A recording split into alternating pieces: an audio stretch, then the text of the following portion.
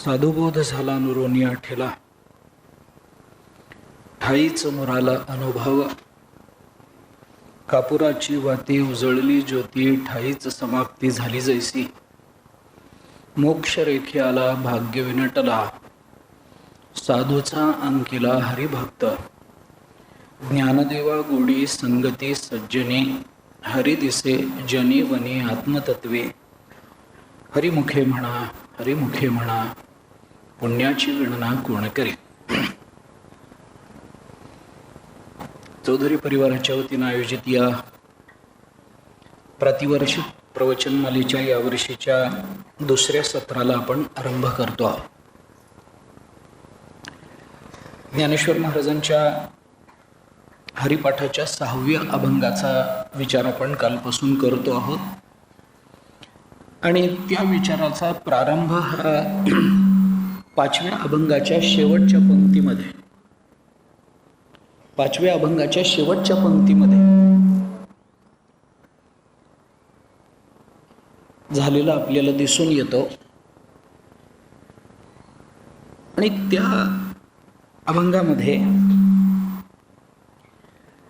ज्ञानदेव सांगे दृष्टांताची मात, साधूची संगती तरुणोपाय, असा विचार ज्ञानोबारांनी बोलून दाखवला होता. आणि त्या साधूंच्या संगतीमध्ये काय प्राप्त होतं त्याचा विचार या 6व्या अभंगातून ज्ञानेश्वर महाराजांनी बोलून दाखवला की साधूच्या संगतीमध्ये ज्ञान प्राप्त होतं. ज्ञानानं मानवी जीवनाची धन्यता आहे. ज्ञानानंच मानवी जीवन ब्रह्मरूप होतं. मनुष्यत्वाचं व्यावर्तक म्हणून ज्ञानाकडे पाहिलं जातं. या सगळ्या गोष्टी साधारणतः आपल्याला ज्ञात आहेत. माणसाचं माणूस पण कशात असेल तर ते ज्ञानामध्ये आहे. 4थ्या अध्यायामध्ये ज्ञानेश्वरीच्या अर्जुनाला उपदेश करताना एके ठिकाणी भगवंताने असं म्हटलंय की ऐके जया प्राणियांच्या ठाई, ज्ञानाची आवडी नाही, तयाचे जियाले म्हणू काही वरी मरण चांग. ज्ञानेश्वर महाराज असं म्हणतात की अर्जुना, ज्या माणसाच्या ठिकाणी ज्ञानाची आवडच नाहीये ना, त्या माणसाने जगल्यापेक्षा मेलेलं बरं. बरं म्हणजे चांगलं, वरी मरण चांग. ज्याच्या अंतःकरणामध्ये ज्ञानाची आवड नाही, ज्याला ज्ञान संपादन करण्याची इच्छा नाही, तशा प्रेरणा कधी जाग्या झाल्या नाहीत. ज्ञानानं आपलं जीवन धन्य होतं याचा विचार ज्याने कधी केला नाही अर्जुना, तयाची जियालं म्हणू काही, त्याचं जगणं काही जगणं आहे का, त्याच्यापेक्षा मेलेलं चांगलं. म्हणजे मानवी जीवनाची कृतार्थता, मानवी जीवनाचं वैलक्षण्य, मानवी जीवनाचं महत्व हे सगळं ज्ञानामध्ये आहे, असं आपल्याला अनेक ठिकाणी अनेक प्रमाणांमधून पाहता येतं. येशाम न विद्यान तपोन दाम याच्यासारखी काही सुभाषितही आपल्याला पाहता येतात की मनुष्य रूपेण मृगाश्चरंती. मनुष्य म्हणून जन्माला येऊन ज्ञानाकडे प्रवृत्ती नसेल तर मग इतर प्राणी आणि मनुष्य याच्यामध्ये अंतर तरी नेमकं काय राहतं. आहार निद्रा भय मैथुनांच्या सामान्य मेतत पशुभिर्नराणाम यासारखी भर्तृहरीची काही वचन आहेत. ज्ञानम ही तेषाम अधिक विशेषो ज्ञानेन हिना पशुभिः समानः. ज्ञान नसेल तर पशु आणि तो काय आहे, फरक काय. तुकाराम महाराजांनी अधिक जास्त स्पष्टपणाने सांगितलं की फक्त पूस नाही पायचारी मनुष्य परी कुत्रिती. तुकोबाराय जास्त स्पष्ट बोलतात. फक्त त्याला शेपूट नाही आणि 4 पाय नाहीत, नाहीतर माणसाच्या रूपामध्ये तो पशुच मानला पाहिजे. इथपर्यंत ज्ञानाचं महत्व आपल्याला सगळ्या संतांनी, शास्त्रकारांनी, वेदापासून ते लोकवाङ्मयापर्यंत सगळीकडे ज्ञानाचं महत्व आपल्याला दिसून येतं. सगळं अधःपतन मानवी जीवनाचं ज्ञानाविना होतं अशा पद्धतीचंही प्रमाण आपल्याला दिसून येतं. मग हे ज्ञान प्राप्त करून घ्यायचं असेल तर काय केलं पाहिजे, तर त्याच्याकरता साधूंच्या संगतीमध्ये गेलं पाहिजे. हा त्याच्याकरता एक प्रशस्त विचार बोलून दाखवला. संतांच्या संगतीत गेलं पाहिजे, साधूंच्या संगतीत गेलं पाहिजे. ते ज्ञान पैगा बरवे जरी मनी आथी आणावे, तरी संता या भजावे सर्वस्वेसी, असं ज्ञानेश्वर महाराज बोलून दाखवतात. तर तिथे गेलं म्हणजे ते काही ज्ञानाचं टोपलं घेऊन बसले नाही आहेत की आम्ही आलो आणि मग आम्हाला त्यांनी मुठभूट भरून सगळ्यांना थोडं थोडं ज्ञान वाटलंय, असंही नाहीये. त्याच्याकरता करावे लागणारे प्रयत्न करावेच लागतात. ज्ञानाचा कुरुठा तेथे सेवा हा दारवंठा, तो स्वाधीन करी सुभटा वळगोनी, तनुमनु जीवे चरणासी लागावे, अगर्वता करावे दास्य सकळ, मग अपेक्षित जे आपुले तेही सांगती पुसले, अंतःकरण बोधले संकल्पा न ये, असं ज्ञानेश्वर महाराजांनी 4थ्या अध्यायामध्ये बोलून दाखवलंय. की तो ज्ञानाची प्राप्ती करून घ्यायची असेल तर संतांकडे गेलं पाहिजे, गुरुकडे गेलं पाहिजे. आणि काल आपण त्या दृष्टीने थोडासा विचार करून आलो. संत संगतीमध्ये, सद्गुरु संगतीमध्ये ज्ञानाचा बोध होतो. ज्ञान हे आपल्याला स्वरूपानं जाणवतं आणि त्याकरता ज्ञान म्हणजे काय आहे याचा विचार आपल्याला पहिल्यांदा केला पाहिजे. ज्याच्याने कृतार्थता होते, ज्याच्याने मानवी जीवन संपन्न होतं, जे ब्रह्मरूप करतं, असं जे ज्ञान आहे त्या ज्ञानाचं नेमकं स्वरूप काय, तो बोध साधूंच्या संगतीमध्ये होतो असं ज्ञानेश्वर महाराज म्हणतात. त्या बोधाचं नेमकं स्वरूप काय, तेही स्वरूप ज्ञानेश्वर महाराजांनी बोलून दाखवलं. त्या स्वरूपाचे 2 अंग ज्ञानेश्वर महाराजांनी पहिल्याच चरणामध्ये आपल्याला सांगितलेत की बोधाचं पहिलं स्वरूप असं असतं, तो नुरोनिया ठेला हे बोधाचं पहिलं स्वरूप आहे आणि ठायेचं मुराला हे बोधाचं दुसरं स्वरूप आहे. म्हणजे ही 2 स्वरूप नाही आहेत, एका स्वरूपाची ही 2 अंग आहेत किंवा त्याच्यामधले एक प्रक्रिया आहे असं आपण म्हणूया. आणि याच्याकरता ज्ञानाच्या भूमिका आपल्याला पहिल्यांदा स्पष्ट केल्या पाहिजेत. तो विचार ज्ञानेश्वर महाराजांनी या अभंगामध्ये आपल्याला बोलून दाखवला. त्याच्याकरता एक दृष्टांताची योजना केली. कापुराची वाती उजळली ज्योती, ठाईचं समाप्ती झाली जैसी. ते उजळली ज्योती हे एक अंग आहे आणि ठाईचं समाप्ती हे दुसरं अंग आहे. नुरोनिया ठेला यालाच म्हणायचं उजळली ज्योती, आणि ठाईचं मुराला अनुभव याचा अर्थ ठाईचं समाप्ती झाली जैसी. हे दोन्ही अगदी दृष्टांतामध्ये जसंच्या तसं ज्ञानेश्वर महाराजांनी बोलून दाखवले. त्याचा विचार आपल्याला करायचा आहे. आणि ही सगळी प्रक्रिया ज्या वेळेला पूर्ण होते, हे ज्ञान ज्या वेळेला, हा बोध ज्या वेळेला जीवाच्या ठिकाणी येतो, मुरतो, राहतो, त्यावेळेला ती जी अवस्था असते त्यालाच मोक्ष असं म्हणतात. ते पुढे बोलून दाखवलं. मोक्ष रेखे आला भाग्य विनटला, साधूचा अंकिला झाल्याशिवाय हे होणार नाही.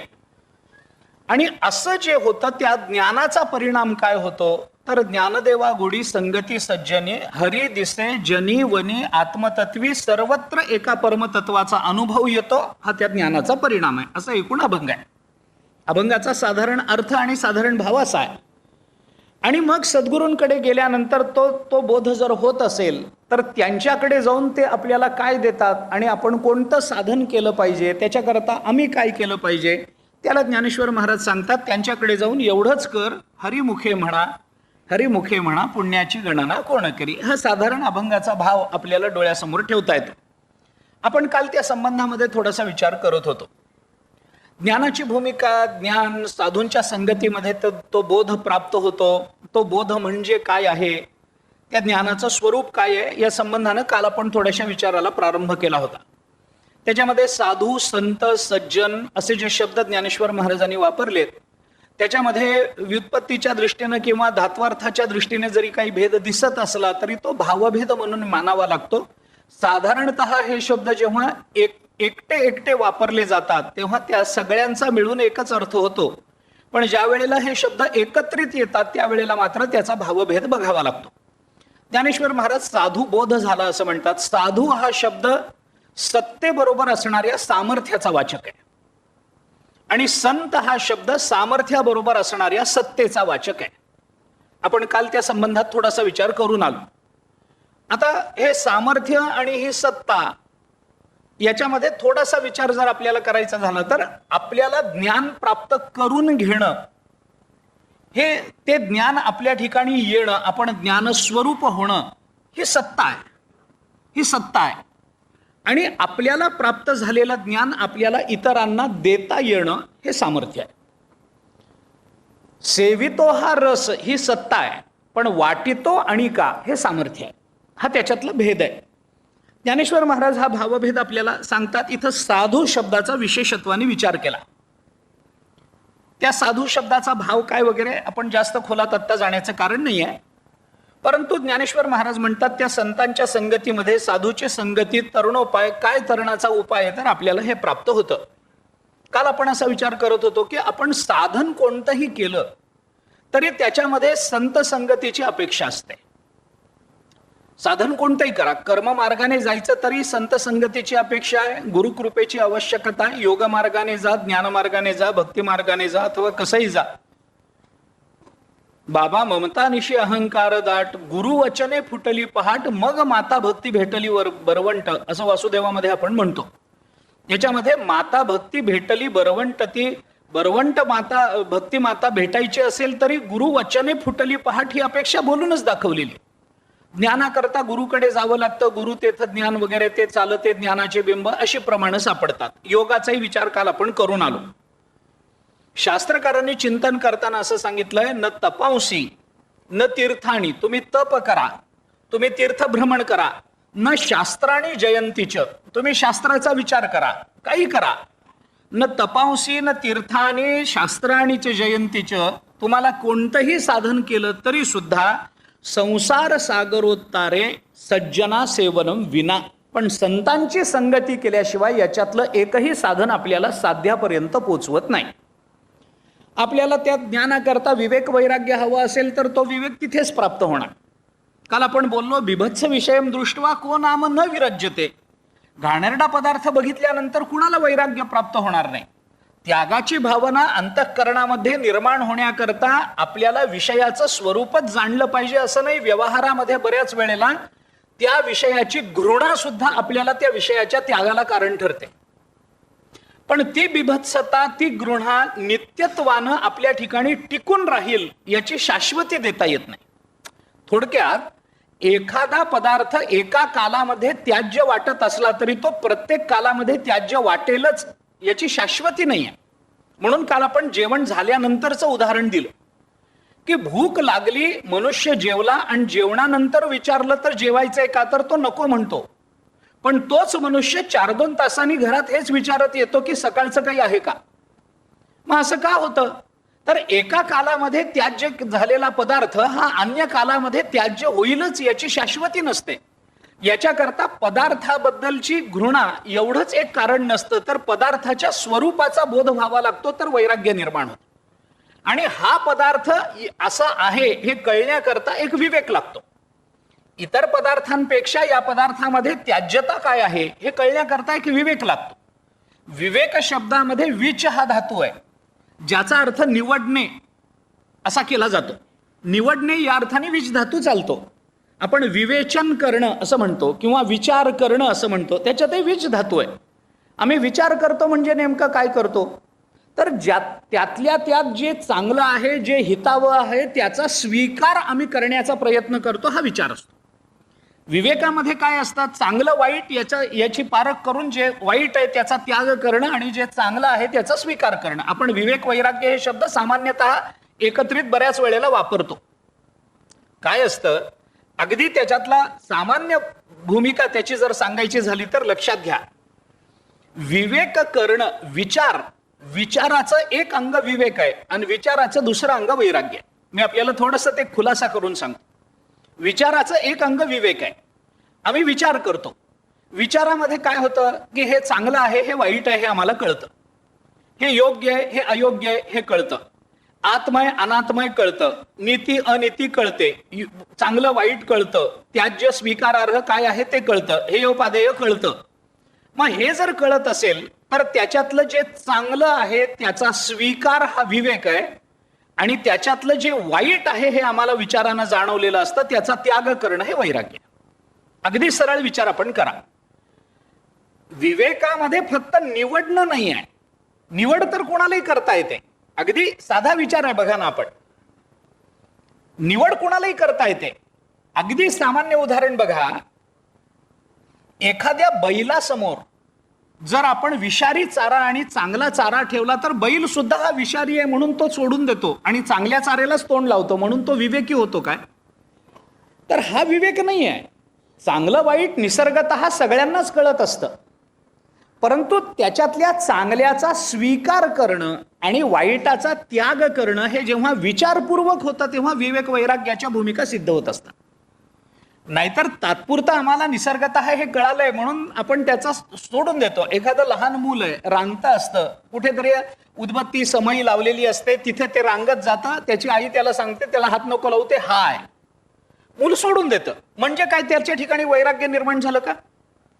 त्याला जर हे कळलं आहे, ह्याचा चटका बसतो, याच्याने भाजतं म्हणून ते सोडून देतं, तर ते भाजतं याचं ज्ञान त्याला नाही आहे. कारण भाजणं काय आहे या दुःखाची अजून त्या लहान मुलाला जाणीवच नाहीये. आई सांगते ते नको म्हणून नको, हे वैराग्य नाही आहे, हा विवेक नाही आहे. विवेकालाही एक विचार लागतो आणि वैराग्यालाही एक विचार लागतो. विचारातून विवेक उत्पन्न होणं, विवेकातून वैराग्य उत्पन्न होणं याची अपेक्षा आहे. मग हे कळतं कसं, तर हे आपल्याला एकदम कळत नाही, याच्याकरता संत संगतीची अपेक्षा आहे. म्हणून संत तेथ विवेका असणे कीजे, हे ज्ञानेश्वर महाराजांनी चंद्र तेथ चंद्रिका, शंभू तेथ अंबिका, संत तेथ विवेका असणे कीजे या ओवीमध्ये बोलून दाखवलं. जिथे संत आहे तिथे विवेक आहे. म्हणून ज्ञानेश्वर महाराजांचं वर्णन करताना जनाबाईंनी विवेक सागरा सख्या माझ्या ज्ञानेश्वरा असं म्हणून त्यांचं वर्णन केलंय. मरोनिया जावे बा या माझ्याच्या पोटा यावे. जनाबाई म्हणतात माणसाने मरावं पण या माऊलीच्या पोटी जन्माला यावं. कारण का, तिथे विवेक आहे, तिथे वैराग्य आहे. तुकाराम महाराजांजवळ आपण वैराग्य मानतो, ज्ञानेश्वर महाराजांजवळ विवेक मानतो, एकनाथ महाराजांच्या जवळ शांती मानतो. हे सगळं जे आपण मानतो ते काय आहे, एका विचाराचं ते प्रकट रूप आहे. आणि असा संत संग केल्याशिवाय आम्हाला हे प्राप्त होणार नाही. याच्याकरता साधुबोध हा शब्द वापरलाय. साधुबोध हा शब्द दोन्ही अर्थाने विचारात घ्या. साधू कडून झालेला बोध आणि जो साधू आहे त्या साधूचा झालेला बोध. षष्ठी तत्पुरुष करा, पंचमी करा, कसंही आपण त्या दृष्टीनं जा. तर साधूचा बोध, हे साधू कोण आहेत, तर हे परमात्माच आहेत. ज्ञानेश्वर महाराज कोण आहे, परमात्माच. तुकाराम महाराज कोण, तर परमात्मा. समर्थ कोण, तर कोणी माणूस नाही, परमात्माच त्यांच्या रूपानं अवताराला आला, अशी आपली धारणा आहे, असा अनेकांचा अनुभव आहे. तर आता तुका विष्णू म्हणे रामेश्वर भट्ट द्विजा, तुका विष्णू नाही दुजा, किंवा तुकिता तुलनेसी ब्रह्म तुकासी आले, किंवा ज्ञानेश्वर महाराजांच्या बद्दल बोलताना अवतार पांडुरंग नाव ठेविले ज्ञानी, ही सगळी प्रमाण त्यांची ब्रह्मरूपता जर दाखवत असतील, तर साधूचा बोध या षष्ठी तत्पुरुष समासानं सुद्धा ज्ञानेश्वर महाराजांचा बोध म्हणजे प्रत्यक्ष परमात्म्याचाच बोध असं आपल्याला विचारात घ्यावं लागतं. दोन्ही अंगाने जा, मला त्यात आत्ता तपशिलात जायचं नाही. त्यांच्याकडून झालेला बोध, ज्ञानेश्वर महाराजांनी केलेला बोध वगैरे वगैरे, गुरूंनी केलेला बोध, हा साधू बोध या अर्थाने विचारात घेता येतो. बोध शब्दाचा अर्थ आहे ज्ञान. ज्ञानाचा विचार करत असताना हे ज्ञानाचं चिंतन दोन अंगाने मांडलं जातं. आपण काल शेवटी त्याचा विचार केला होता. ज्ञायते अनेन इति वा ज्ञानम हा कर्तरी प्रयोग आहे आणि ज्ञप्तिर ज्ञानम हा भावे प्रयोग आहे, असं काल आपण व्याकरणाच्या अंगाने बोललो होतो. मला त्यात फार रमायचं नाही आहे. आपण घरी जाऊन जर गुगल केलं असेल तर कदाचित या दोन्हीतला फरक कळला असता किंवा कळला असेलही आपल्याला जर ते केलं. कारण काय आहे, आता वेदानंतर सर्वज्ञता फक्त गुगलला आहे.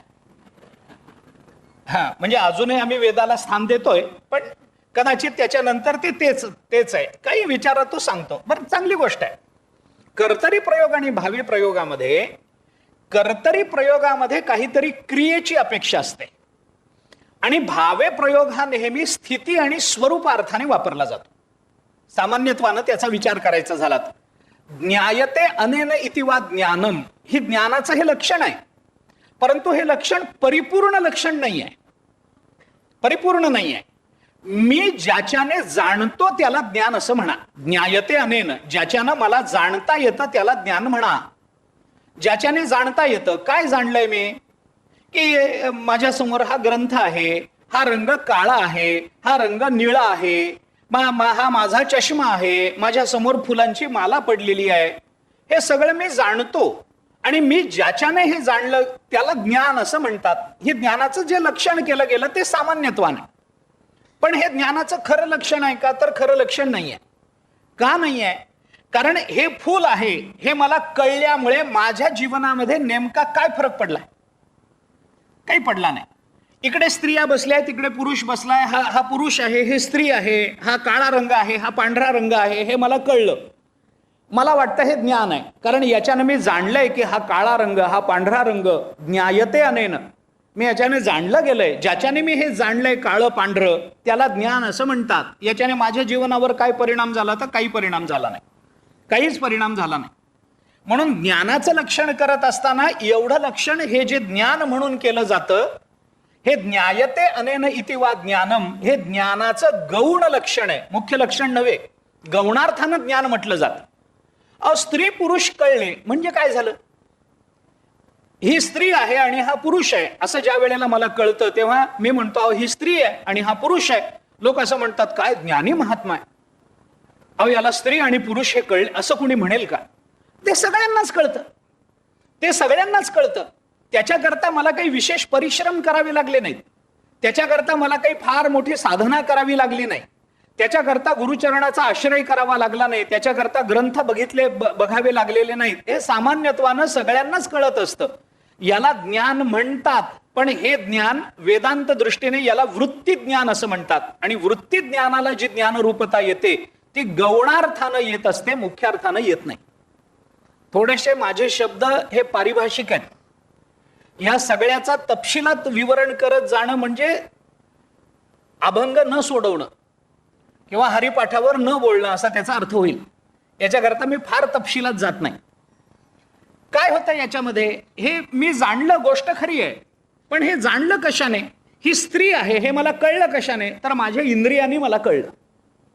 हा पांढरा रंग आहे कशाने कळलं? माझ्या डोळ्यांनी मला दाखवलं. काळा रंग आहे, माझ्या इंद्रियांनी मला त्याची ही गादी आहे आणि ही मऊ आहे हे मला कशाने कळलं? तर स्पर्शाने कळलं.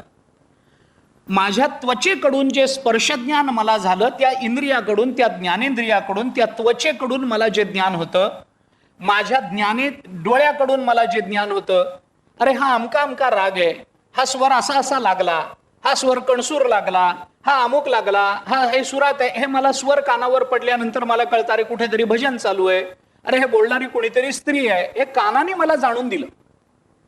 माझे डोळे, माझे कान, माझी त्वचा, माझं नाक, हे सगळं जे मला जाणून देतात, हे सगळं जाणून देणं कोणत्या अर्थाने आहे? तर इंद्रियाच्या माध्यमातून जे ज्ञान मला होतं त्या ज्ञानाला वृत्ती ज्ञान असं म्हणतात. अगदी सोपं बोलतो.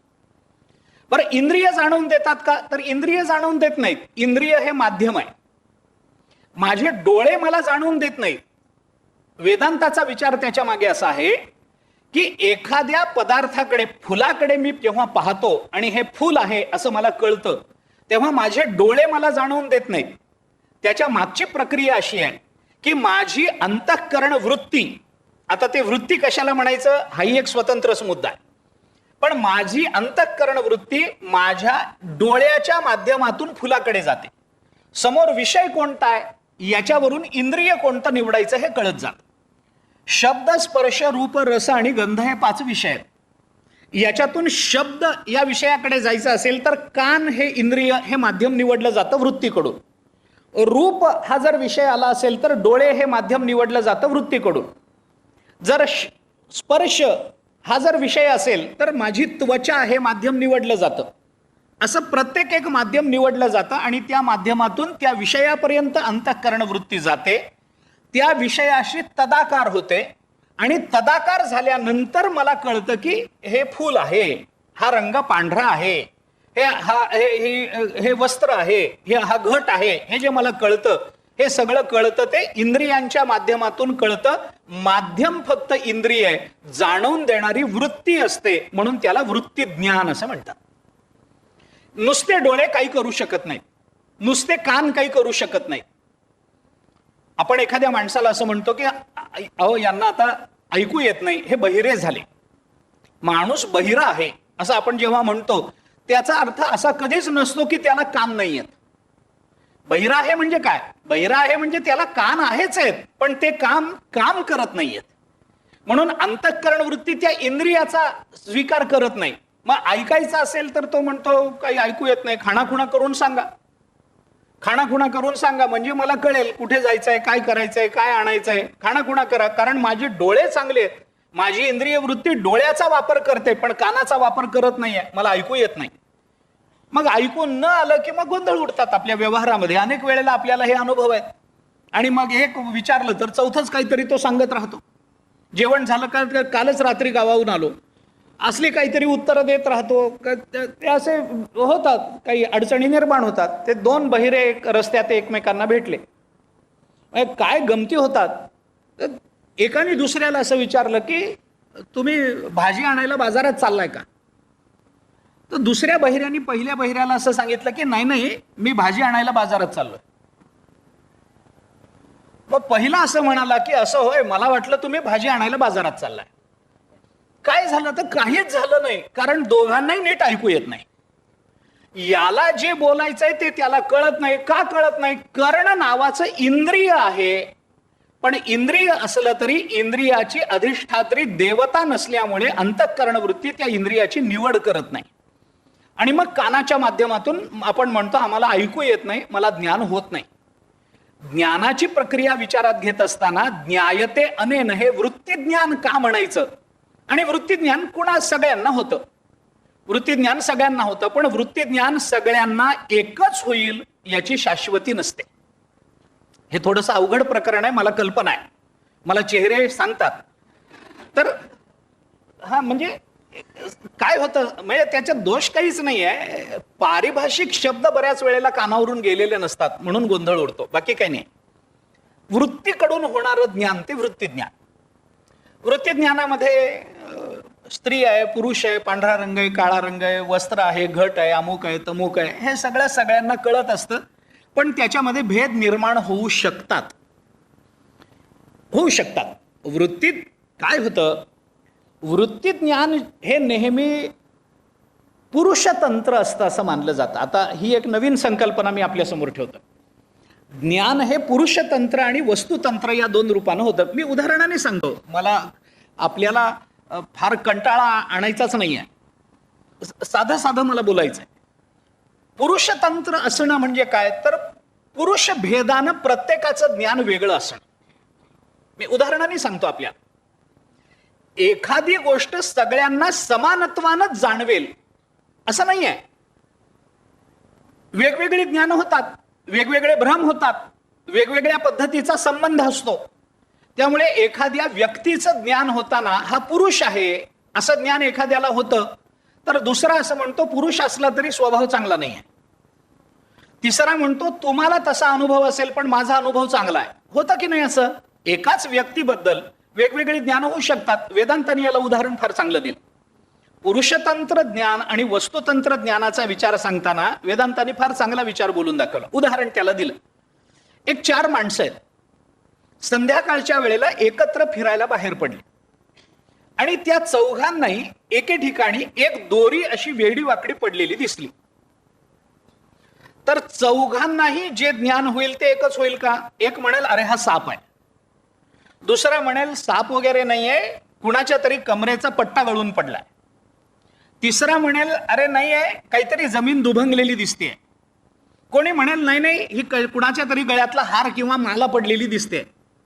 चौघांना 4 स्वतंत्र ज्ञान होतील की नाही? होतील. भ्रम होताना एका पदार्थावर अनेक भ्रम होतात, कारण भ्रम हा नेहमी वृत्तीतून होत असतो. त्यामुळे अनेक भ्रम होतात, पुरुषानुसार होतात. एकाला वाटतं हा साप आहे, एकाला वाटतं हे काहीतरी माला पडलेली आहे, एखाद्याला वाटतं कमरेचा पट्टा गळून पडलेला आहे, एखाद्याला वाटतं पाण्याची रेषा पडलेली आहे, एखाद्याला वाटतं जमीन दुभंगलेली आहे. असं सगळं होईल. पण तेवढ्यात कुणीतरी येतं आणि एकदम मोठा दिवा लावतं आणि दिवा लावल्यानंतर जो प्रकाश पडतो त्या प्रकाशात चौघांना होणारं दोरीचं ज्ञान एकच होईल का वेगवेगळी होतील? त्यावेळेला एकच होईल. म्हणजे स्वरूपानं ज्या वेळेला पदार्थ कळतो त्यावेळेला तो सर्वांना समानत्वानं कळतो, पण वृत्तीनं ज्या वेळेला पदार्थ कळतो त्यावेळेला तो प्रत्येकाला वेगवेगळा कळण्याची शक्यता असते.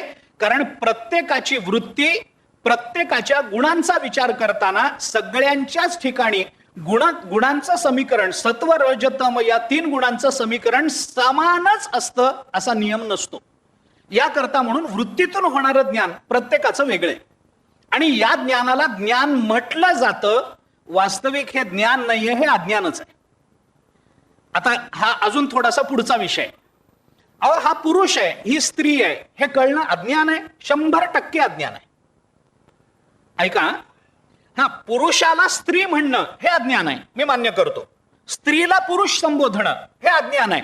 पण स्त्री स्त्री म्हणून कळाली तरी ते अज्ञान आहे का? वेदांत म्हणतो नक्की अज्ञान आहे. हा पुरुष पुरुष आहे हे कळणं सुद्धा अज्ञान आहे का? 100% अज्ञान वेदांताच्या दृष्टीने. का? कारण वेदांत म्हणतो पुरुष पुरुष म्हणून कळून चालत नाही, पुरुष ब्रह्म म्हणून कळायला पाहिजे तर ते ज्ञान होतं. स्त्री स्त्री म्हणून कळून चालत नाही, ती स्त्री परब्रह्म आहे हे कळणं हे ज्ञान आहे.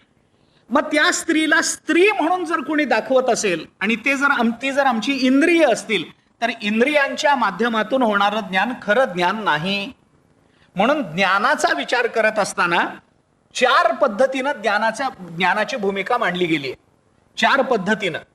एक अज्ञान आहे, दुसरं परोक्ष ज्ञान आहे, तिसरं अपरोक्ष ज्ञान आहे आणि चौथं साक्षात अपरोक्ष ज्ञान आहे. असे 4 प्रकार त्या ज्ञानामध्ये केले जातात. वेदांताचा विषय आहे, थोडासा कठीण वाटण्याची शक्यता आहे. अज्ञान म्हणजे काय आहे? न कळणं हे अज्ञान नाही आहे. मला कळत नाही हे अज्ञान नाही आहे. चुकीचं कळणं हे अज्ञान आहे. ऐका, न कळण्याला वेदांत अज्ञान म्हणत नाही. कारण का? कारण ज्ञानाचा अभाव कधीच सिद्ध होत नसतो. त्याच्या मागे थोडासा विचार आहे. विपरीत रूपानं होणारं जे ज्ञान आहे ना त्याला अज्ञान म्हणतात. कारण काय? मला काहीच कळत नाही म्हणून मी अज्ञानी आहे. मला काहीच कळत नाही म्हणजे माझ्या ठिकाणी ज्ञानाचा अभाव आहे का? तर अभाव नाही आहे. का नाही आहे? कारण मला काहीच कळत नाहीये हे मला कळालेलं आहे.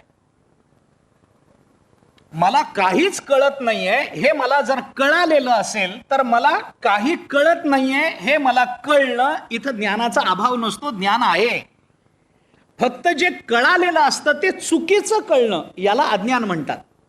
ज्ञान कधी लुप्त होत नाही, ज्ञानाचा कधी अभाव निर्माण होत नाही. विपरीत रूपानं होणारं भान याला अज्ञान असं म्हणतात. म्हणजे दोरी दोरी म्हणून न कळता सर्प म्हणून जाणवायला लागली तर ते अज्ञान. इथे दोरीच नाहीये याला अज्ञान म्हणत नाहीये. अज्ञान म्हणजे विपरीत रूपाचं ज्ञान आहे. आम्हाला जे ज्ञान होतं ते विपरीत होतं. आम्हाला जग असं दिसतं, आम्हाला व्यक्ती तशी दिसते. आम्हाला वृत्ती ज्ञानामध्ये प्रत्येक वेळेला जो जो पदार्थ जसा जसा दिसत जातो तसा तसा आम्हाला तो त्या त्या वेळेपुरता जाणवत राहतो. पण काळ बदलला, व्यक्ती बदलली, आपण बदललो की मग आपल्याला पुन्हा त्याच व्यक्तीचं वेगवेगळ्या रूपाने ज्ञान होतं. असं आहे. वेदांत ग्रंथामध्ये वृत्ती ज्ञानाचं लक्षण सांगताना असं लक्षण आलंय की उत्तर ज्ञानानं जे पूर्व ज्ञान बाधित होतं त्याला वृत्ती ज्ञान म्हणतात, असं एक लक्षण आहे. मी उदाहरणाने सांगतो. तुम्ही एकदम अशा चेहऱ्याने माझ्याकडे बघूच नका. मी काही अवघड सांगत नाही आपल्याला, एकदम साधं बोलतोय. पुढचं ज्ञान काय होतं? 2 गोष्टी आहेत. पदार्थ बघितल्यानंतर पदार्थाची जाणीव होणं आणि त्या पदार्थाच्या दर्शनापूर्वी त्या पदार्थाच्या संबंधात अंतःकरणामध्ये पूर्वग्रह असणं, या 2 स्वतंत्र गोष्टी आहेत. हे लक्षात घ्या. एखाद्या व्यक्तीकडे जाताना आपण पूर्वग्रह घेऊन जातो. गेले की सोडतच नाही तो. गेले की फार वेळ जातो. घरी गेल्यानंतर नीट बोलत नाहीत हे आम्ही आधीच ठरवून जातोय घरात. ते नीट बोलणार नाही आहेत, ते आमचा खूप वेळ घेणार आहेत, ते आमच्याशी चांगलं बोलणार नाहीत, ते कामापुरतं बोलतील, ते आम्हाला चहा सुद्धा विचारणार नाही आहेत. आणि मग घरून खाऊन पिऊन निघा त्यांच्याकडे जायचं तर का? एकतर वेळ खूप घेतात आणि चहा सुद्धा विचारत नाहीत. हे आम्ही ठरवूनच जातोय. हे सगळं ठरवलेलं आहे. हा पूर्वग्रह आहे. तिथं गेल्यानंतर असंच घडेल सांगता येत नाही. काय झालं? उत्तर ज्ञानानं आमचं पूर्व ज्ञान बाधित होऊन गेलं. एका माणसाला आपल्या मुलीचं लग्न ठरवायचं होतं. एका गावामध्ये काही स्थळ आहे असं कळलं, म्हणून त्यांनी कागदावर तो पत्ता लिहून घेतला आणि त्या गावामध्ये गेला. आता कुठेतरी ते घर आहे, तिथे जायचं, प्रारंभाची बोलणी करायची की माझी मुलगी लग्नाची आहे, तुमचा मुलगा लग्नाचा आहे असं मला कळलंय, तर आपण बघा काही जमत असेल तर, काही पत्रिका म्हणा, अमुक म्हणा, तमुक म्हणा, जे काही आहे ते व्यवहार काही जमत असेल तर काही प्रस्ताव ठेवायचा म्हणून निघाला. ज्या गावामध्ये ते घर होतं त्या गावात आला. जिथे ते घर होतं तिथपर्यंत पोहोचला. आता त्या गल्लीमध्ये ते घर कुठं आहे नेमकं माहिती नव्हतं. एक मनुष्य रस्त्यावर भेटला, त्याला विचारलं, अहो या माणसाचं घर कुठं आहे? आता त्यांनी सांगावं की नाही की इथं ते घर आहे.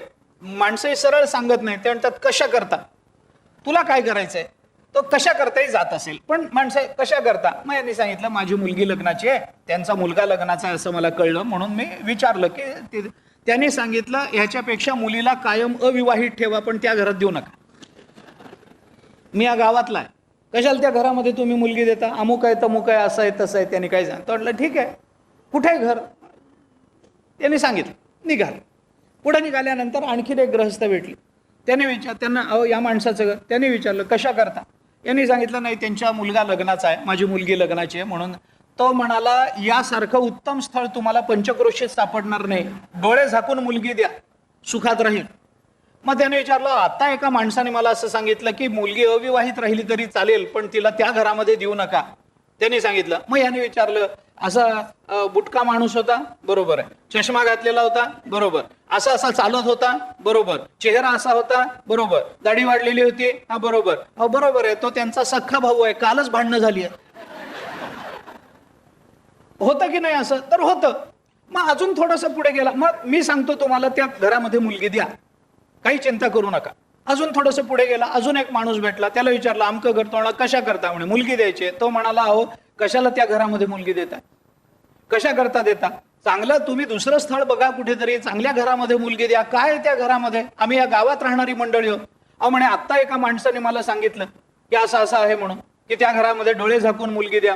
म्हणे माणूस असा उंच होता, हा होता. मी आता हे रात्रभर चालू ठेवेल, मला तशी अर्थाने अडचण नाही.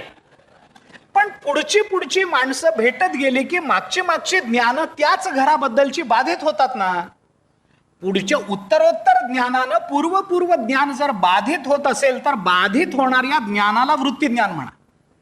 म्हणून काल आपण माहिती आणि ज्ञान याच्यातलं जे अंतर जरा विस्ताराने बघितलं होतं ना, हे वृत्ती ज्ञान माहिती स्वरूपात असतं आणि स्वरूप ज्ञान हे ज्ञान रूपात असतं. म्हणून अज्ञान कशाला म्हणतात, तर आमच्या इंद्रियांच्या माध्यमातून आम्हाला जे ज्ञान होतं, ज्याच्याने आम्ही जाणतो त्याला ज्ञान म्हणतात, ते वृत्ती ज्ञान. हेच एका अर्थाने अज्ञान असतं, कारण आमची इंद्रिय आम्हाला पदार्थाचं यथार्थ रूप दाखवतीलच याची शाश्वती नाही. हा, पदार्थाचा आकार दाखवतील हे नक्की आहे. आमची इंद्रिय आम्हाला पदार्थाचं रूप दाखवतील, पण स्वरूप दाखवतील असं होणार नाही. याच्याकरता याला वृत्ती ज्ञान म्हणतात. अज्ञान म्हणजे विपरीत रूपाचं असणारं ज्ञान, त्याला अज्ञान अशी संज्ञा आहे. त्यानंतर येतं ते परोक्ष ज्ञान. परोक्ष ज्ञान म्हणजे काय, परोक्ष ज्ञान म्हणजे अप्रत्यक्ष ज्ञान, जे आमच्या प्रत्यक्षत्वानं आम्हाला झालेलं नाही आहे. हे आत्ता येताना आम्हाला कुणीतरी सांगितलं अहो मागच्या चौकामध्ये एक अपघात झाला. कुणीतरी सांगतं आणि आपण दुसऱ्याला लगेच सांगतो अहो तिथे अपघात झाला म्हणे. मग आपल्याला झालेलं ज्ञान हे प्रत्यक्ष आहे का, तर प्रत्यक्ष नाही, एक कुणाच्या तरी माध्यमातून झालेलं ज्ञान आहे, त्याला परोक्ष ज्ञान म्हणतात. त्याच्यानंतर येतं ते अपरोक्ष ज्ञान. अपरोक्ष ज्ञान हे प्रत्यक्ष ज्ञान आहे. अपरोक्ष ज्ञान म्हणजे प्रत्यक्ष ज्ञान आहे. आता ते प्रत्यक्ष ज्ञान म्हणजे आमच्याकडून, आमच्या इंद्रियाकडून आम्हाला झालेलं ज्ञान, आम्ही डोळ्याने पाहिलंय तिथे अपघात झाला. आणि याच्या पलीकडे जाऊन एक ज्ञान असतं, त्याला साक्षात अपरोक्ष ज्ञान म्हणतात. हे साक्षात अपरोक्ष ज्ञान काय आहे, तर इंद्रियाच्या अतीत असणारी जी तत्व असतात, ती तत्व इंद्रियाच्या माध्यमातूनही आपल्याला कळत नाहीत. त्याच्याकरता एक स्वतंत्र दृष्टी लागत असते, ज्याला ज्ञानदृष्टी असं म्हणतात, ज्याला ज्ञान चक्षुनी बघावं लागतं असं म्हणतात. ती दृष्टी देणारे सद्गुरू असावे लागतात आणि त्यांच्याकडून आम्हाला जे कळतं ते इंद्रियाच्या अतीत असणारं जे तत्व आम्हाला जाणवतं, त्याला इंद्रियाचं माध्यम चालत नाही असं जे ज्ञान असतं, त्या ज्ञानाला साक्षात अपरोक्ष ज्ञान म्हणतात. आणि साक्षात अपरोक्ष ज्ञान यालाच ज्ञप्तिर् ज्ञानम, हे ज्ञानाचं लक्षण साक्षात अपरोक्ष ज्ञानाकरता लावलं जातं. असा एकूण वेदांताचा विषय. हे कठीण होतं, मला कल्पना आहे, पण हे सांगणं आवश्यक आहे. का, तर नुरोन या ठेला आणि ठाईच मुराला हे जे दोन शब्द आहेत ना, या दोन शब्दाचं थोडासा जर आपल्याला उकल करायची असेल, थोडंसं विवरण करायचं असेल, तर त्याच्याकरता ही पार्श्वभूमी स्पष्ट असली पाहिजे, म्हणून थोडंसं या संबंधामध्ये बोललोय. ऐका, ज्ञानाचा विचार करताना ज्ञानेश्वर महाराजांनी ज्ञानाची लक्षणं सांगितली. ज्ञानेश्वरीत अनेक ठिकाणी आली, इथंही आलं, नुरोनिया ठेला ठाईचं मुराला, हे ज्ञानाचं लक्षण आहे. ज्ञान साधू बोध झाला ना, मग तो बोध कसा आहे, त्या बोधाचं स्वरूप काय आहे, ज्याला बोध झाला तो नुरोनिया ठेला. आणि ज्याला बोध झाला तो ठायीच मुराला. असे दोन शब्द ज्ञानेश्वर महाराजांनी दोन भूमिका त्याच्या संबंधामध्ये वापरल्यात, त्या संबंधात बोलायचंय. आता याच्याकरता तो बोध होणं म्हणजे काय आहे, त्या बोधाचं स्वरूप काय आहे. अविद्या जोपर्यंत आहे, विपरीतता जोपर्यंत आहे, तोपर्यंत यथार्थता नाही.